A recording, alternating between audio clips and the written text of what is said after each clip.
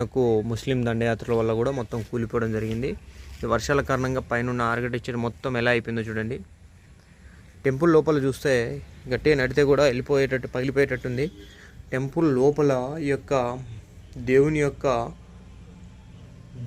యొక్క విగ్రహాలు లేకుండా పోయినాయి. మరి రాజులు ముస్లిం రాజుల దండయాత్రలో పోయినాయా ఎలా పోయినాయో తెలియదు. ఒక్క విగ్రహం కూడా అయితే ఈ టెంపుల్ లోపల లేవు.